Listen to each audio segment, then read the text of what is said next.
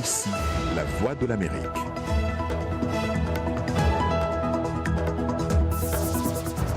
Madame, Monsieur, bonsoir. Bienvenue dans cette nouvelle édition du Monde aujourd'hui. Tout de suite, les titres. Les Palestiniens aussi ont droit à la paix. Réactions et déclarations à travers le monde au lendemain de l'inauguration de l'ambassade des États-Unis à Jérusalem. Un autre regard sur les camps de réfugiés, une étude sur le camp de Kakuma au Kenya le présente comme un terrain fertile à l'investissement privé. Comment s'entraînent les soldats américains avant leur déploiement à l'étranger? La réponse à Fort Irwin, dans le sud de la Californie.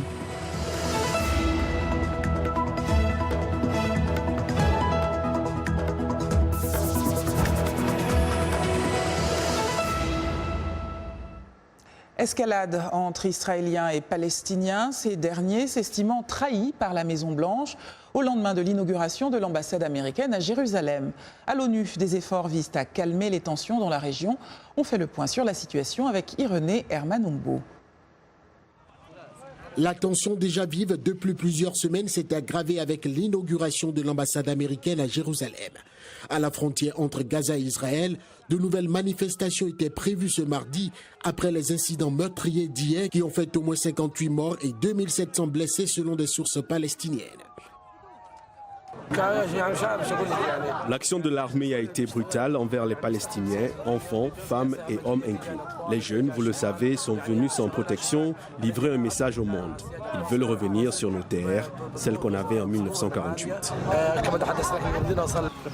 Les Palestiniens ne sont pas contents de la nouvelle ambassade américaine à Jérusalem parce que cela brise leur espoir d'avoir Jérusalem ou une partie de Jérusalem comme future capitale de la Palestine si un accord doit être conclu.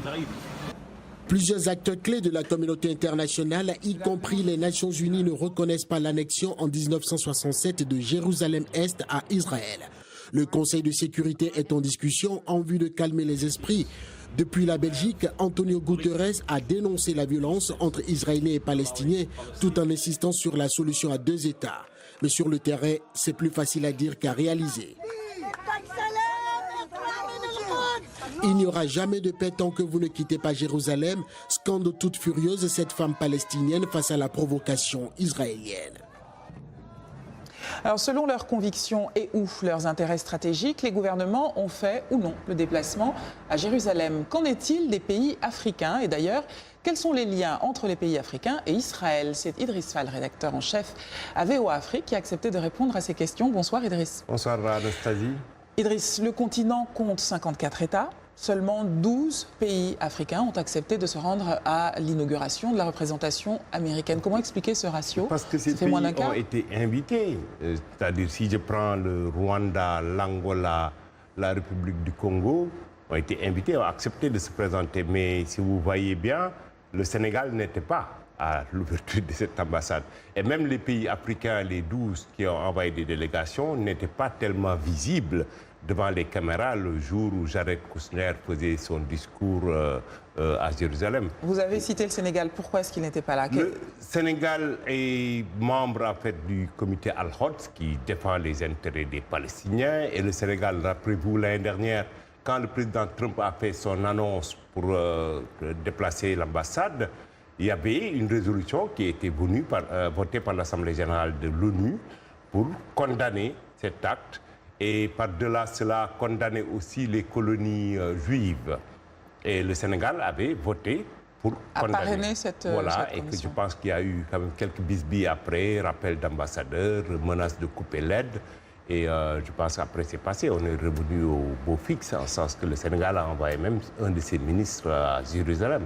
Idriss, quand nous préparions cette émission, vous me disiez que les choses peuvent changer entre, c'est-à-dire l'étroitesse des liens entre Israël et les pays africains peut se resserrer encore. Mais je crois que les gens oublient que les Africains étaient présents en Israël jusqu'à la guerre de Yom Kippour. Et après, les Arabes... 73. Après, les Arabes ont demandé des sanctions, le boycott d'Israël, et beaucoup de monde s'est retiré, a retiré de son ambassade emboîter le pas à l'Égypte. Voilà quoi. Donc, pour quitter Jérusalem et aller à Tel Aviv. Maintenant, les États-Unis, avec la décision de Trump, beaucoup d'autres pays vont suivre. Et je pense que le Guatemala, c'est déjà fait, la République tchèque, et que je suis sûr que d'autres vont venir. Très bien, merci beaucoup Idriss Fall. Il y a encore certainement d'autres choses à explorer dans ces relations-là, notamment les relations de grande proximité avec le Togo. Mais vous reviendrez nous en parler, certainement. Allons dans un pays qu'Idriss Fall a nommé, qui a des relations plutôt tendues avec Israël, le Sénégal, où un étudiant de l'université de Gaston Berger de Saint-Louis a été tué par balle ce matin par les forces de l'ordre. Selon notre correspondant Seydina Abagay, de violents affrontements opposent les étudiants aux forces de l'ordre. Et vous voyez là des images amateurs qui vous montrent les tensions dans les rues de Saint-Louis. Certaines sources font état de la mort d'un autre étudiant. Cause des protestations, la fermeture des restaurants universitaires après une décision des étudiants de forcer l'accès illimité et gratuit aux repas. Les étudiants réclament aussi leur bourse.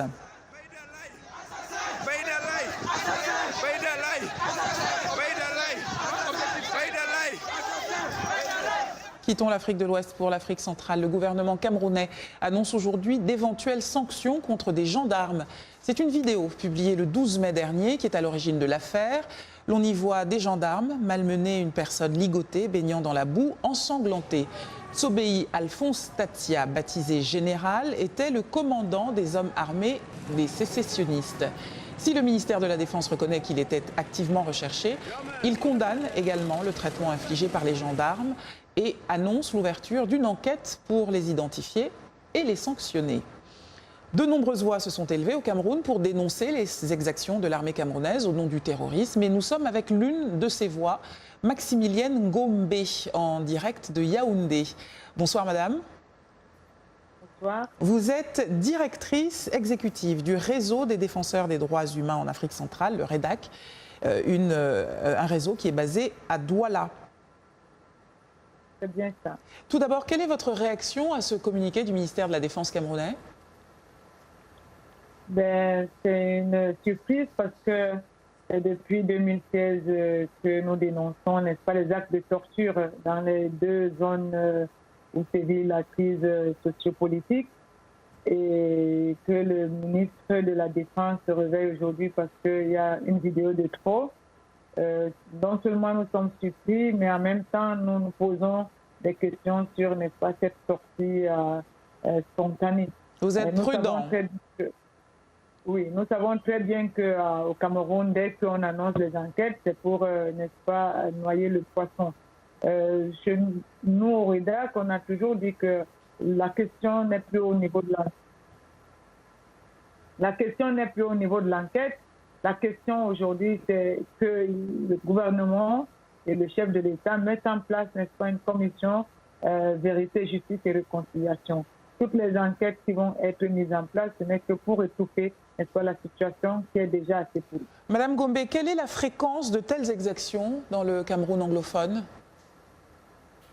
Mais la fréquence, c'est au moins 5 par toutes les 10 minutes, toutes les 15 minutes, madame. Très bien. Et alors, depuis le début de la crise au Cameroun anglophone en 2016, on a pour la première fois des données, un chiffre que je voudrais partager avec vous. L'OCHA, selon l'OCHA, le Bureau de coordination des affaires humanitaires de l'ONU, 160 000 personnes ont dû fuir leur logement dans le Cameroun anglophone. Où vont ces personnes? Nous avons, dans un petit rapport récent, dit qu'il y a plus de 160 000 personnes. Ce chiffre que nous ne contestons pas, mais nous pensons qu'on peut... Il faut le revoir à la hausse. Il faut les revoir à la hausse depuis 2016. Alors, il y a là-dedans les déplacés internes qui vont de zones anglophones, n'est-ce pas, pour Douala, pour certains, pour Mbanga, donc dans les villes environnantes. Et puis, il y a la plupart qui vont, n'est-ce pas, au Nigeria, au Ghana, parce qu'ils fuient des exactions, parce qu'ils ne sont plus en sécurité. Donc, il faut les revoir à la hausse. Et il y a aussi des enfants. Il y a un phénomène aujourd'hui des jeunes enfants, des jeunes filles, n'est-ce pas, que les parents envoient à Douala ou à Mbanga en leur disant « Nous nous prions pour le Nigeria. » C'est entendu. Merci Maximilienne Ngombe. Je rappelle que vous êtes directrice exécutive du réseau des défenseurs des droits humains en Afrique centrale, le REDAC. Après les réfugiés du Cameroun anglophone, un regard original, inattendu même, sur les camps de réfugiés. Une étude révèle que le camp de Kakuma, dans le nord-est du Kenya, le plus grand et le plus vieux du continent, est aussi un lieu de grande consommation, donc propice à l'investissement privé. Daniel Scherf est l'auteur de ce reportage. Il est dit par Morgane Guiriec. Les réfugiés gèrent plus de 2000 petites affaires dans le camp de Kakuna. Ils vendent tout ou presque, depuis la Wi-Fi à la nourriture en boîte. Beaucoup de ces petits vendeurs payent des taxes, même s'ils ne reçoivent rien en retour de leur pays d'accueil, alors que les revenus du camp viennent essentiellement de l'aide. Je n'ai rien amené ici. J'ai commencé mon affaire dans ce camp avec zéro. J'ai commencé à chercher du travail. Je travaille pour les gens et j'en suis arrivé là. Pour la Société financière internationale, un groupe de la Banque mondiale, Kakuma est débordante d'une économie informelle. La SFI appelle les investisseurs privés à saisir cette opportunité. Oui, certes, le secteur privé est là pour faire de l'argent, mais en retour, il doit apporter des opportunités d'emploi pour la population d'accueil et pour les réfugiés aussi. De meilleurs services, plus durables à notre avis, c'est l'expérience de la SFI durant ses 60 ans d'existence. Il apporte aussi une croissance économique à une région. Ce camp datant de 26 ans et la ville voisine de Kakuma représente une économie combinée de 56 millions de dollars et l'équivalent du 10e de la population kenyane. 70% de nos affaires viennent du camp de réfugiés, particulièrement des ONG qui travaillent sur place. La population du camp a presque doublé ces 5 dernières années. Les réfugiés viennent de 18 pays, mais les derniers arrivés proviennent essentiellement du Soudan du Sud. Et ici aux États-Unis, Fort Irwin, dans le désert de Mojave, dans le sud de la Californie, est un important centre de formation pour les soldats américains avant leur déploiement à l'étranger. Son environnement désertique et les faux villages construits pour l'entraînement simulent les conditions que les troupes connaîtront sur le terrain au Moyen-Orient. Genia Dulot est allée à Fort Irwin. Pour en savoir plus, c'est un récit d'Arzuma Compaoré. Ceci n'est pas une ville du Moyen-Orient, mais un complexe de villages construit au centre d'entraînement national Fort Irwin. Ces villages, construits dans une section du centre de formation de 2600 km², ressemblent à un décor de cinéma. C'est ici que les soldats s'entraînent avant d'être déployés en Syrie et en Irak. Les coups de feu, les explosions et la fumée épaisse, tout dans ces tunnels, a été conçu pour créer une surcharge sensorielle. Quand les coups de feu commencent et que vous mettez un jeune de 17 ou 18 ans devant une telle situation, certains d'entre eux n'ont jamais eu l'expérience de coups de feu ou d'explosion. Parfois ils pleurent, s'immobilisent ou se recroquevillent en ne sachant quoi faire. Certains d'entre eux se battront, d'autres auront peur. Voilà le genre de choses à corriger avant un déploiement à l'étranger. Wissam Al-Jebouri vient d'Irak où il travaillait comme traducteur militaire. Quand il est devenu trop dangereux d'y rester, il a obtenu l'asile aux États-Unis et travaille désormais à Fort Irwin où il aide les soldats américains à comprendre son pays natal. Avant qu'ils ne partent à l'étranger, ma mission est de les aider à ne pas commettre des erreurs. Un peu comme un conseiller culturel. Ne faites pas ci, soyez conscients de cela. Ce sont des détails que les soldats ignorent la plupart du temps. Des 15 villages de Fort Irwin, celui-ci compte 500 bâtiments et est le plus grand. Bien que coûteux, Fort Irwin offre des visites publiques gratuites, en partie pour montrer aux Américains comment leurs impôts sont dépensés. En Russie, un événement lourd de symboles, 4 ans après une annexion considérée comme illégale par l'Ukraine et par les pays occidentaux. L'inauguration par le président russe Vladimir Poutine du pont de Crimée, 18 km, qui doit permettre de désenclaver la péninsule tout en marquant son rattachement à la Russie. Merci de votre fidélité au Monde aujourd'hui en direct de Washington sur VOA Afrique.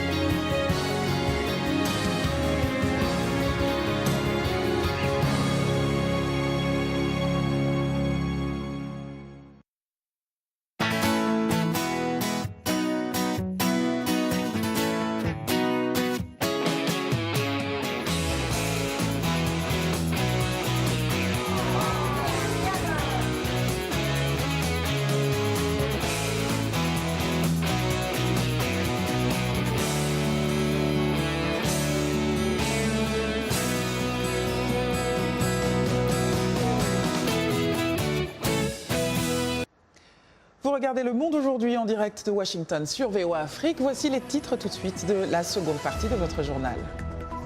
L'Africaine serait-elle le futur de l'entreprise sur le continent? Selon un média anglais, la réponse est oui, pourvu que les défis du sexisme et des inégalités structurelles soient relevés. En Éthiopie, à la rencontre de ces fermiers qui délaissent la culture ancestrale du café pour celle plus rentable des feuilles de khat. Le do-it-yourself, comprenez le bricolage créatif, est une tendance globale qui a séduit les Togolais. Ils lui ont même consacré un grand rendez-vous à Lomé.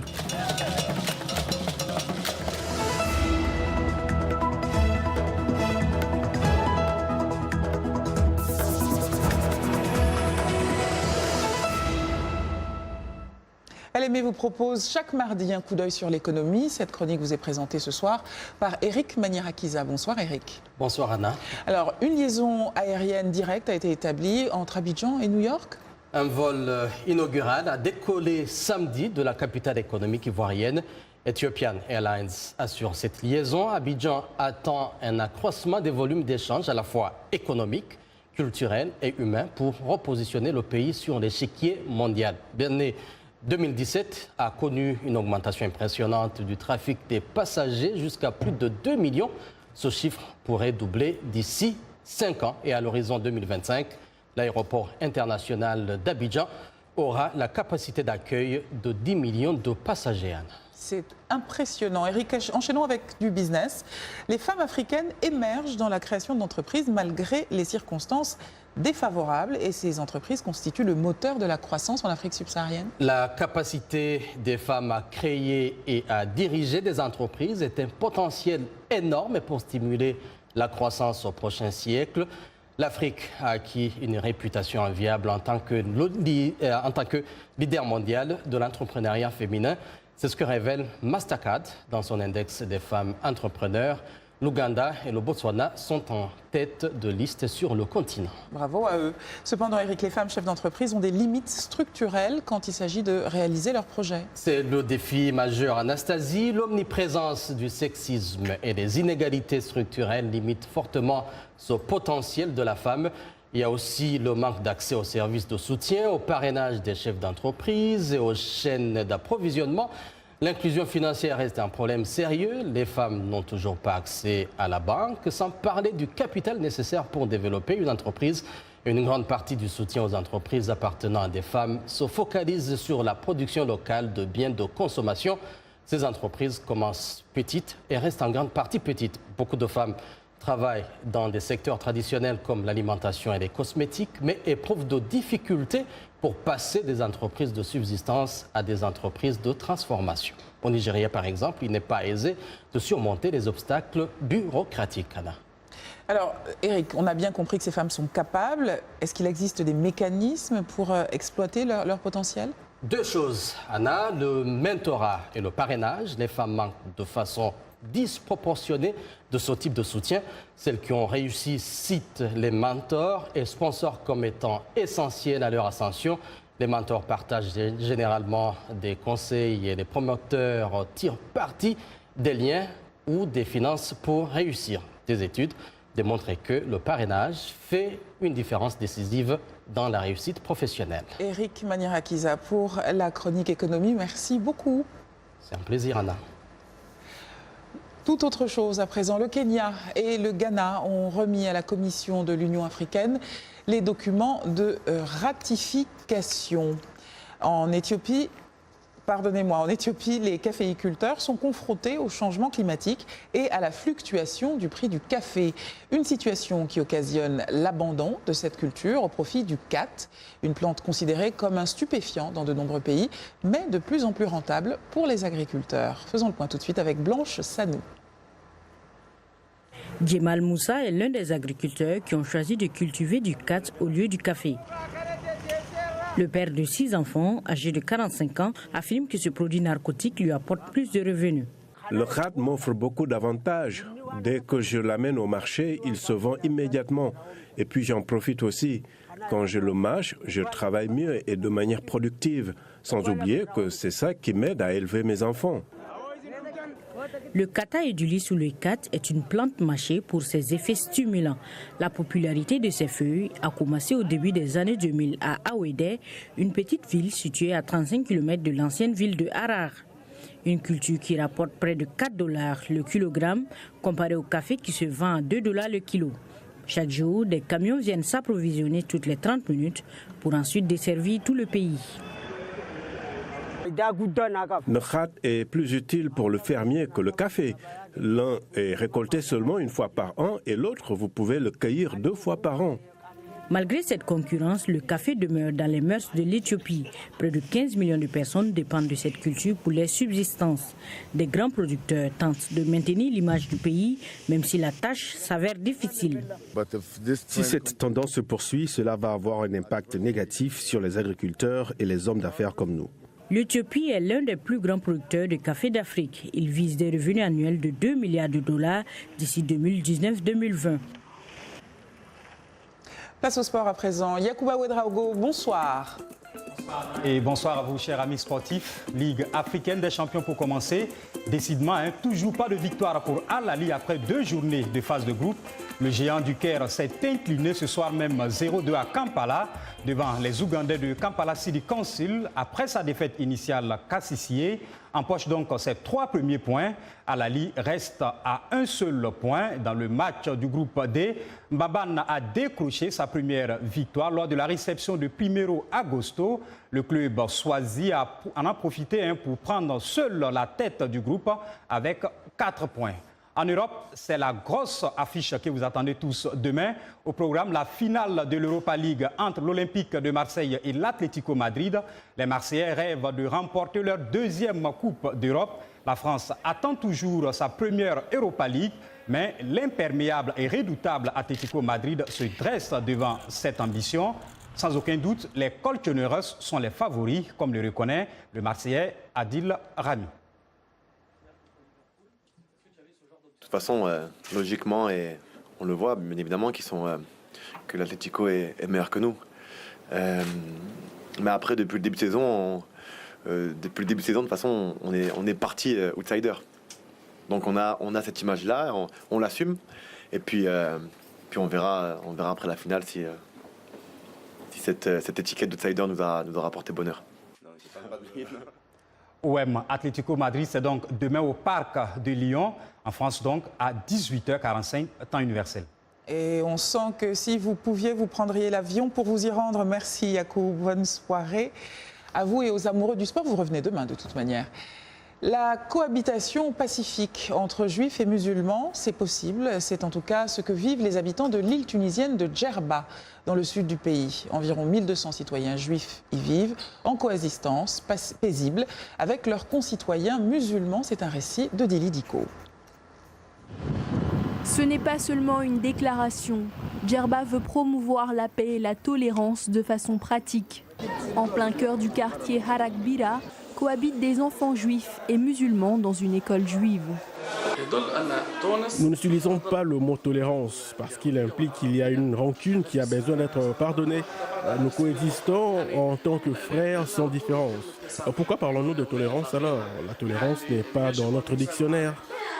Cette acceptation mutuelle ne se limite pas aux enfants à l'intérieur d'une cour d'école. Elle se manifeste jusque dans les habitations et dans les rues.